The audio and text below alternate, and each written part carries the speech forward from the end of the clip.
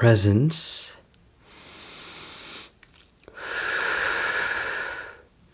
Now let's do one together.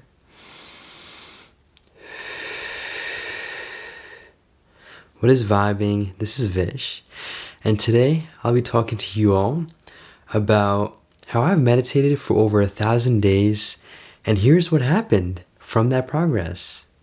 I'm gonna quickly burp, so if you don't mind staying present while I do that. Excuse me. Okay, now that that's out of the way, I first off want to appreciate you for really just taking a second to watch this and being present. A huge part of this video series and honestly the channel itself is to help bring about presence into the world. It's something we all have access to, but we just tend to overlook and we're lost in. And not lost in, but we're lost in thought. Lost in the future, lost in the past, and we're not therefore present. So, with that being said, meditation has been a huge part of the journey for presence, and basically helping to even achieve presence, or helping to tap into presence. Now, you also might be noticing, if this is the first time you're watching, I do these videos raw and uncut because these are really just realizations. It's this realization series I've started. And because it's so special, I do want to keep these as raw and uncut. So, there we go. You'll be in the ride for it all. Uncut. So, let's see. Let's first start by talking a little bit about how I got into meditation. First dabbled with meditation about, let's just say, high school. I was actually watching this YouTuber. His name is Simply Arya. He used to go by this name, I think, called Simple Sexy Stupid or something along those lines. And he'd do a bunch of cool public interviews, and long story short, a cool guy. And I would basically watch a lot of his videos.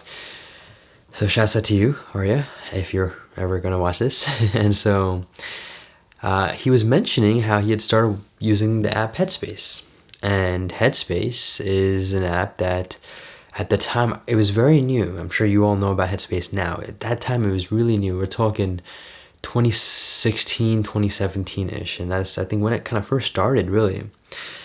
So he was just talking about in some vlog how he was using it and how it's been very helpful. And so I was, at the time, aware kind of about the benefits. And full transparency, not spiritual at all.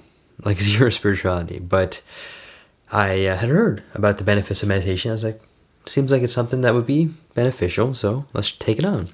So downloaded Headspace and then began doing it every single day, and something really helped connect me with it. And I did it for some time, maybe for a few weeks, maybe for a few minutes a day, and eventually I kind of viewed it as like this tool. I'm guessing like, those Duolingo apps or some of those other apps that give you, like a mental boost, mental exercise, but aren't essential, right? At least most of us don't replace our school learnings or even reading the news with these apps, at least again, most of us don't. So that was me at the time too. And so I eventually let go, stopped meditating. And also because there wasn't really much of a need. Again, I'll get to, the why it's needed in a bit, but at the time I didn't think I needed it. And mainly because I was a senior in high school, and at the time, school was just not that difficult. Also, don't mind, the nose is a little blocked. I'm guessing due to allergies. So, yeah, wasn't really needed, didn't do much of it at all, and then kind of did it here and there, maybe sporadically once in a blue moon. And then freshman year of college started, was not really taking care of the physical mental health at all. And then anxiety came the way, and it was definitely very, very difficult. And this is the summer after freshman year of college. And then I kind of reconnected with meditation and started off just doing a few minutes of like chanting meditation. I'd actually tried the Isha Kriya meditation by Sadhguru, which is the I'm not the body, I'm not the mind. And I was really, honestly confused and weirded out, full transparency at the time. And I'm sure you all know how much I very much appreciate it now. So eventually kept on doing that, and eventually worked the way towards doing Headspace, and I got back into Headspace. I started doing 5 minutes a day, 10 minutes a day, slowly worked the way up till I was doing 10 to 20 minutes a day. It was ranging. And it was definitely very, very beneficial. Truly very beneficial.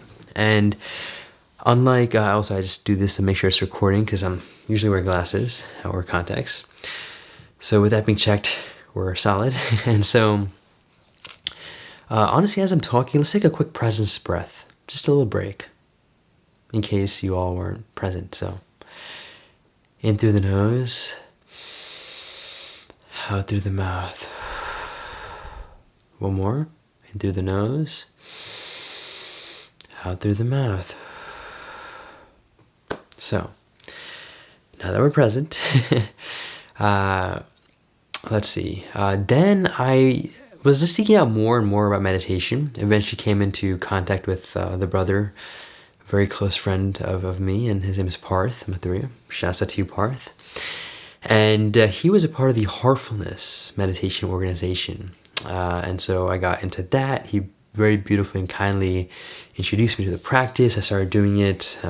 And then eventually got a bit more connected to the friend and brother as well, Kasun, who showed me a bit more about loving kindness meditation, also called Metta Bhavana.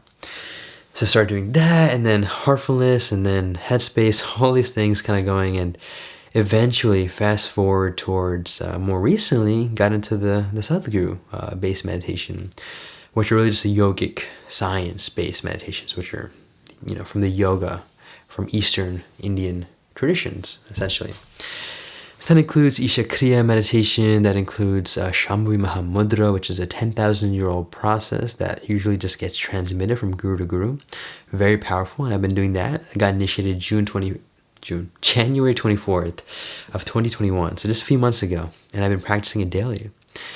So let's kind of rebrief through that journey, right? Starting off with 2 minutes a day of like kind of chanting and mixture, and then eventually working the way towards doing guided headspace, which is ranging from like 5 to 20 minutes a day, and then eventually getting into heartfulness, loving kindness, which is Metta Bhavana, and then Sadhguru. So currently I'm doing about an hour a day, and that is like the most minimum as well as non-negotiable requirement that I put into place. And it's so interesting because back when I was doing the whole 5 to 10 minutes, I would struggle to find that time to make the 5 to 10 minutes. And I've heard this a beautiful phrase, which is essentially how if you do have time for meditation, do it for an hour. If you don't have time for meditation, do it for 2 hours. Long story short, meditation will truly help you make more time. For those of you that think you don't have time, it will make you time. Truly. Like the days that I, just in general, like the recent days, the things I do in the day without as much mental fatigue, or similar stuff, it's night and day, the difference of how much I'm able to take on now. So that's the first major benefit after, 3 years of doing it, or over 1,000 days, that is. The next is, let me first real quickly mention the why of meditation, right? So, beautiful thing I learned from Parth. So, basically, we brush our teeth every single day. We shower every day. Well, at least I hope you're doing that. And why do we do that? Well, it's because we have to maintain the physical hygiene. What do we do for our mental hygiene? Not so much. That's where meditation comes into place. And as you'll realize and learn as you get deeper into the path and the journey, it does so much more than just the mental hygiene as well. There's also physical hygiene cleanup in a way, but there's a deeper energy type of cleansing as well as rejuvenation that happens. Literal, I'm not going to get into the too deep of or detailed aspect of the science, but you all can definitely read about it. And I will maybe make more science-related videos about meditation to back everything I'm saying, but you will definitely find what I'm saying to be of relative truth.